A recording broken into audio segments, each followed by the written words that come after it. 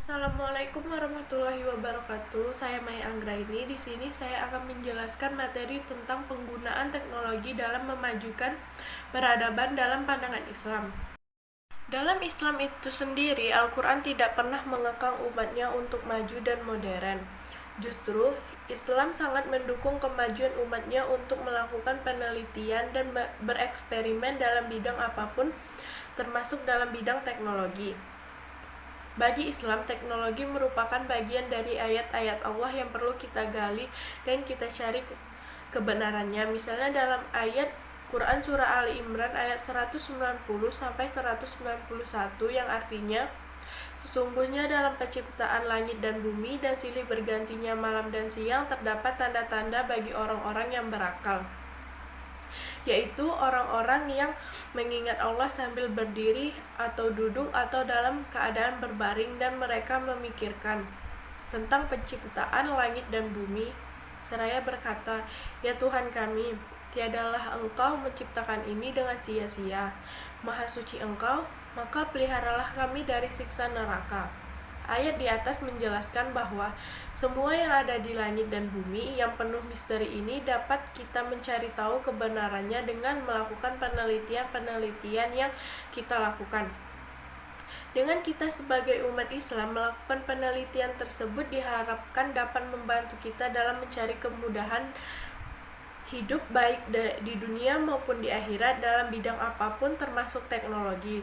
Selain banyak memuat tentang pentingnya perkembangan sains, Al-Quran juga dapat dijadikan sebagai inspirasi ilmu dan perkembangan wawasan berpikir sehingga mampu menciptakan suatu yang baru dalam kehidupan yang baru. Hanya saja, untuk menemukan hal tersebut dibutuhkan kemampuan untuk menggalinya secara lebih mendalam agar potensi alamiah yang diberikan Tuhan dapat memberi kemaslahatan sepenuhnya bagi keselaraan alam dan manusia. Kemajuan teknologi modern yang begitu pesat telah memasyarakatkan produk-produk teknologi canggih seperti radio, televisi, alat komunikasi, internet, dan barang-barang mewah lainnya, serta menawarkan aneka jenis lain hiburan bagi setiap orang tua, kaum muda, ataupun anak-anak. Namun tentunya alat-alat itu tidak bertanggung jawab atas apa yang diakibatkannya. Justru di atas pundak kemanusiaannya lah terletak semua tanggung jawab itu, sebab adanya bagian media informasi dan alat-alat canggih yang dimiliki dunia saat ini dapat berbuat apa saja, kiranya faktor manusialah yang menentukan operasionalnya. Ada kala menjadi manfaat, yaitu manakala manusia menggunakannya dengan baik dan tepat. Tetapi dapat juga mendatangkan dosa dan malapetaka manakala manusia menggunakannya untuk menggumbar hawa nafsu dan kesenangan semata. Maka dari itu, sains dan teknologi merupakan madadiyah, yaitu benda yang tidak ada sangkut pautnya dengan had larah.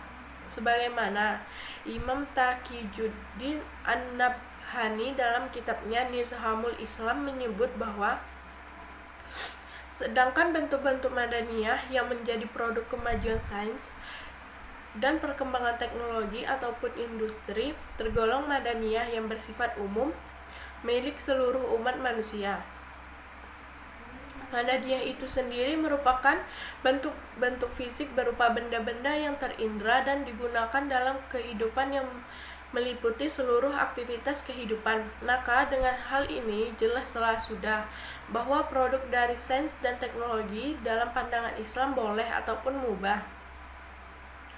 Tetapi ingat bahwasanya ada juga madaniyah yang bersifat khas seperti patung, salib, bintang David, dan lain sebagainya. Itu merupakan hasil karya dari had larah selain Islam. Maka menggunakannya adalah suatu kemaksiatan ataupun hukum haramnya.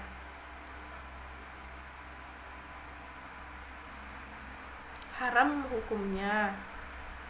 Jadi kesimpulan bahwa pandangan Islam terdapat teknologi saat ini merupakan sebuah hal yang lumrah yang sudah ada pada masa-masa dahulu, dan memang Islam mengajarkan kita sebagai umatnya untuk selalu mencari tahu tentang semua kebenaran yang ada di dunia ini sesuai dengan syariat Islam yang berlaku, dan Islam tidak pernah menutupi diri untuk menerima modernisasi dari sebuah perkembangan zaman. Sehingga dengan adanya perkembangan teknologi yang sangat pesat saat ini merupakan hal yang wajar dapat kita terima sebagai umat Islam, selama masih sesuai dengan ajaran-ajaran Islam yang berlaku. Pada materi kedua, saya akan menjelaskan tentang konsep akhlak dan adab dan pengaruhnya terhadap peradaban Islam. Keberhasilan suatu peradaban bangsa dalam memperoleh tujuan tidak hanya sekedar ditentukan oleh melimpah ruahnya sumber daya alam, tetapi lebih dari itu sangat ditentukan oleh kualitas sumber daya manusianya. Bahkan dalam beberapa literatur dikatakan bahwa bangsa yang besar dapat dilihat dari kualitas ataupun karakter bangsa manusia itu sendiri. Memahami sejarah sebuah konsep sesungguhnya sangat penting untuk dapat memahami dalam konteks apa konsep itu lahir dan untuk apa konsep itu diperjuangkan. Merujuk pada pendapat para tokoh, pemimpin, dan pakar pendidikan dunia yang menyepakati pembentukan karakter sebagai tujuan pendidikan, maka sejarah pendidikan karakter sama tuanya dengan itu sendiri. Namun dalam perjalanannya pendidikan karakter sempat tenggelam dan terlupakan dari dunia pendidikan, terutama sekolah. Dalam sejarah Islam sekitar 1400 tahun yang lalu, Nabi Muhammad SAW, sang nabi dan rasul terakhir dalam Islam, juga menegaskan bahwa misi utama beliau dalam mendidik manusia adalah untuk menyempurnakan akhlak dan mengupayakan pembentukan karakter manusia yang baik. Berikutnya ribuan tahun setelah itu, rumusan tujuan utama pendidikan tetap pada wilayah serupa, yakni pembentukan kepribadian manusia yang baik. Perkataan akhlak berasal dari bahasa Arab, jamak dari khulukun yang menurut tata bahasa dan logat diartikan budi pekerti, perangai, tingkah laku, ataupun tabiat. Rumusan pengertian akhlak timbul sebagai media yang memungkinkan adanya hubungan baik antara khalik dan makhluk, serta antara makhluk dan makhluk. Perkataan ini bersumber dari kalimat yang tercantum dalam Al-Quran surah Al-Qalam ayat 4. Sesungguhnya engkau, Muhammad, mempunyai budi pekerti yang luhur. Demikian juga hadis Rasulullah SAW, sesungguhnya aku diutus untuk menyempurnakan kemuliaan budi pekerti manusia. Atas dasar itu, akhlak adalah suatu ilmu yang menjelaskan arti baik dan buruk, menerangkan apa yang seharusnya dilakukan oleh manusia dengan Sang Pencipta dan sesama umat manusia yang lain, menyatakan tujuan harus dituju oleh umat manusia dalam perbuatan mereka, dan menunjukkan jalan untuk melakukan apa yang harus diperbuat. Sedangkan pendidikan akhlak sebagaimana dirumuskan oleh Ibnu Miskawin dan dikutip oleh Abudin Nata merupakan upaya ke arah terwujudnya sikap batin yang mampu mendorong secara spontan lahirnya perbuatan-perbuatan yang bernilai baik dari seseorang. Dalam pendidikan akhlak ini, kriteria benar dan salah untuk menilai perbuatan yang muncul merujuk kepada Al-Quran dan Sunnah sebagai sumber tertinggi ajaran Islam.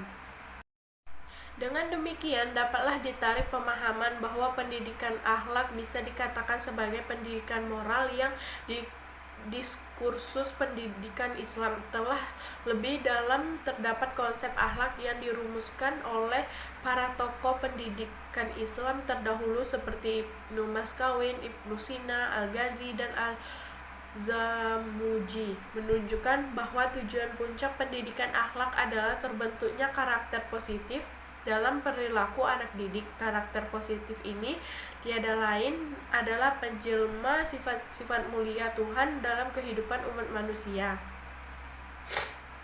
Dalam Islam tidak ada disiplin ilmu yang terpisah dari etika-etika Islam, dan pentingnya komparasi ataupun perbandingan antara akal dan wahyu dalam menentukan nilai-nilai moral terbentuk untuk perdebatan bagi kebanyakan muslim. Segala hal yang dianggap halal dan haram dalam Islam dipahami sebagai keputusan Allah tentang benar dan baik. Dalam Islam terdapat tiga nilai utama, yaitu akhlak, adab, dan keteladanan. Akhlak menunjukkan kepada tugas dan tanggung jawab selain syariat dan ajaran Islam secara umum, sedangkan adab merujuk kepada sikap yang dihubungkan dengan tingkah laku yang baik. Terakhir, keteladanan merujuk kepada kualitas karakter yang ditampilkan oleh seorang muslim yang baik, mengikuti keteladanan Nabi Muhammad SAW. Ketiga nilai-nilai yang sejatinya adalah pengejawantahan pilar-pilar pendidikan karakter dalam Islam. Implementasi akhlak dalam Islam tersimpul dalam karakter pribadi Rasulullah SAW. Dalam pribadi Rasul bersemi nilai-nilai akhlak yang mulia lagi agung. Baik Al-Quran maupun Sunnah telah menjelaskan bahwa dalam diri Rasul tersimpan dan terpancar suri tauladan yang baik. Perjalanan dakwah Islam yang spektakuler dapat diraih pada masa Rasul, dikarenakan adalah pancaran akhlak beliau yang berisi keteladanan. Sahabat terlebih musuh Islam pun mengagumi akhlak Rasulullah SAW. Pembinaan sekaligus penerapan akhlak sebagai basis pendidikan karakter dimulai dari sebuah gerakan individual, sehingga diproyeksikan menyebar ke individu-individu lain. Dengan demikian, secara sendirinya mewarnai kehidupan bermasyarakat. Pembinaan akhlak selanjutnya dilakukan dalam lingkungan keluarga dan harus dilakukan sedini mungkin sehingga mempengaruhi pertumbuhan dan perkembangan anak. Negara kita berlandaskan Pancasila, di mana sila pertama adalah menyatakan bahwa negara berdasarkan ketuhanan yang Maha Esa. Inilah yang menjadi bahan rujukan bahwa negara kita tidak etnis namun berketuhanan dengan nilai-nilai ajaran yang melahirkan tata perilaku yang baik bagi setiap pemeluk agama-agama di Indonesia. Presiden Soekarno berulang-ulang menegaskan, agama adalah unsur mutlak dalam pembangunan nasional dan karakter masyarakat. Tanpa landasan yang jelas, karakter akan hilang mengambang sehingga tidak berarti apa-apa. Oleh karenanya, fundamen atau landasan dari pendidikan karakter itu tidak lain haruslah agama. Kehidupan rohani ataupun kejiwaan yang matang akan membuat manusia semakin manusiawi dan membuatnya semakin dapat melengkapi fitrahnya sebagai manusia, yaitu manusia yang senantiasa ada bersama orang lain. Jika pendidikan agama itu malah menjadi penghambat integrasi bagi pelaksanaan nilai-nilai moral, maka yang keliru bukanlah ajaran agamanya, melainkan cara penafsirannya ajaran agama itu dalam tatanan praktis. Oleh sebabnya, cara penafsiran atas ajaran agama inilah yang perlu diperbaiki. Keenam, agama resmi diakui di negeri ini tidak satupun memiliki ajaran agama yang bertentangan dengan nilai-nilai moral. Untuk inilah tidak ada alasannya bahwa agama menjadi sumber perpecahan dalam kehidupan bersama. Sebaliknya, praktis kehidupan bermoral warga negara semakin kokoh dengan adanya pendasaran dari keyakinan tersebut. Hal ini yang perlu diperhatikan bagi integrasi pendidikan agama dan pendidikan karakter adalah kegiatan ataupun kaitan antara keyakinan agama dan kebersamaan hidup dalam masyarakat majemuk seperti Indonesia.